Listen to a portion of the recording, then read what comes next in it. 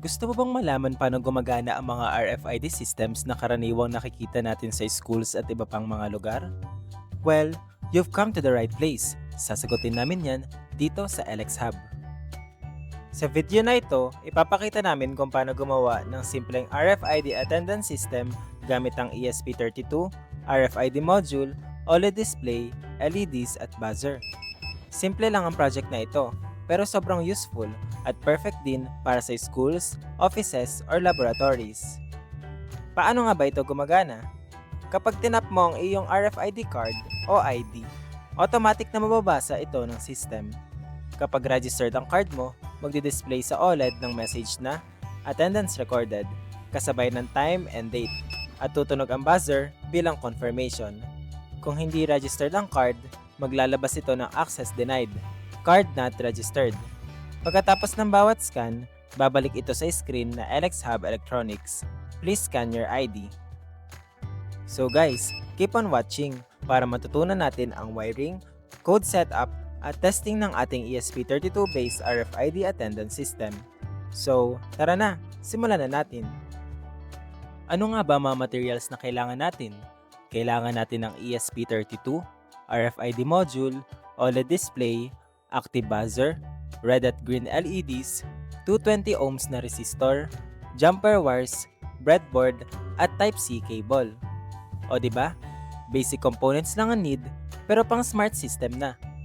Now let's proceed sa wiring connection.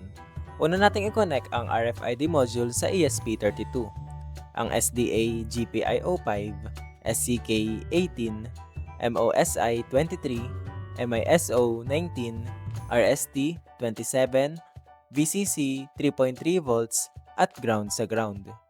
Sunod naman ang OLED display, VCC 3.3 volts, ground sa ground, SDA GPIO21, SCL22.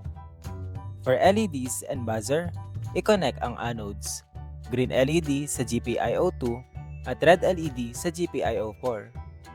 Oops, don't forget na lagyan ng resistor. Next, ang anode ng buzzer, GPIO25, and yung cathodes ng both LEDs at buzzer sa ground. Make sure na may common ground ang lahat ng components at i-double check ang wiring bago mag-upload ng code. Since okay na ang hardware part ng ating system, let's proceed naman sa software side. Una, kailangan nating i-set up ang Arduino IDE bago tayo makapag-upload ng code.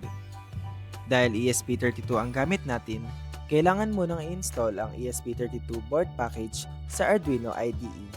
Paano nga ba gawin ito? Open ang Arduino IDE.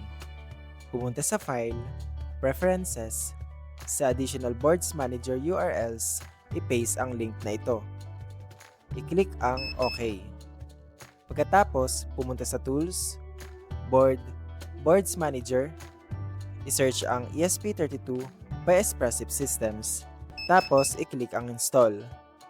Kapag natapos na yan, installed na ang ESP32 board sa inyong Arduino IDE. After ma-install ang board, this time, kailangan naman natin i-set up ang mga libraries na gagamitin natin para gumana ang project. Dito, gumamit tayo ng two important libraries, MFRC 522 by GitHub at U8G2 Lib by Oliver. Una, MFRC 522 library.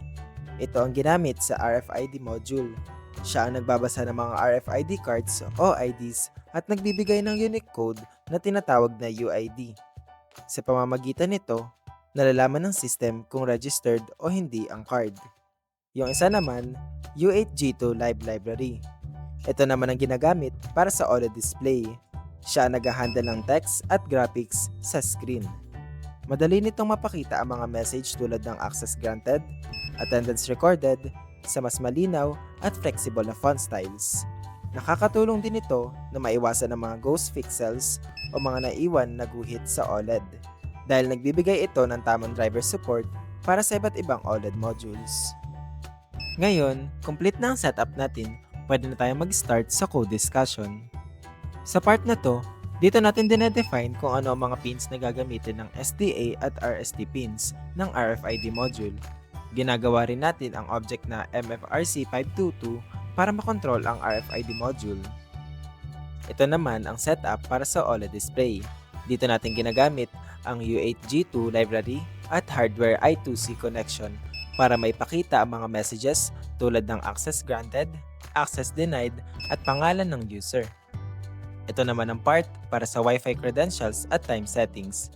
Dito nakalagay kung saang network mo gustong i-connect ang ESP32. Kapag successful ang connection, automatic itong kukuha ng real-time clock mula sa NTP server o Network Time Protocol server. Ang maganda dito, hindi na natin kailangan gumamit ng external RTC module dahil kaya na mismo ng ESP32 kumuha ng accurate date at time online. Nakaset din ito sa GMT plus 8 which corresponds to the Philippine time zone. Kaya every time na mag-tap tayo ng RFID card, ang oras na lalabas sa OLED at serial monitor ay yung tamang local time na galing sa internet. Dito naman, dinedefine natin ang pins for LEDs and buzzer. Sa part na ito, dito natin nilalagay ang UID ng cards na gusto nating i-register. So paano nga ba mag-register ng RFID card? Meron tayong hiwalay na code para dito. Ilapit lang ang card sa RFID reader gamit ang registration code at ipapakita ng serial monitor ang card UID sa hexadecimal at string format. Pagkatapos makita ang UID, pwede na natin itong idagdag sa listahan ng registered UIDs at i-personalize ang pangalan ng bawat UID. Ang UID na ito ang gagamitin sa main attendance system para ma-identify ang bawat user. Sa setup, ini-initialize ang serial monitor, RFID module, Wi-Fi settings, buzzer, and LEDs, at syempre ang OLED display. Mahalagang maintindihan ang function na get current time dahil ito ang ginagamit sa buong program para makuha ang kasalukuyang date at time mula sa ESP32. Kung may error sa pagkuha ng oras, magbabalik ito ng string na time error. Kung successful, ibabalik nito ang formatted string gaya nito. May dalawang feedback functions ang system. Feedback granted para sa access granted at feedback denied para sa access denied. Sa feedback granted, nagbi-blink ang green LED at tumutunog ang buzzer ng access tone. Sa feedback denied, nagpa-flash ang red LED at tumutunog ang buzzer ng denied tone. Sa loop function, tuloy-tuloy na nag-iintay ang system ng bagong RFID card scan. Kapag may na-scan na card, binabasa nito ang UID at kinukumpara sa listahan ng registered UIDs.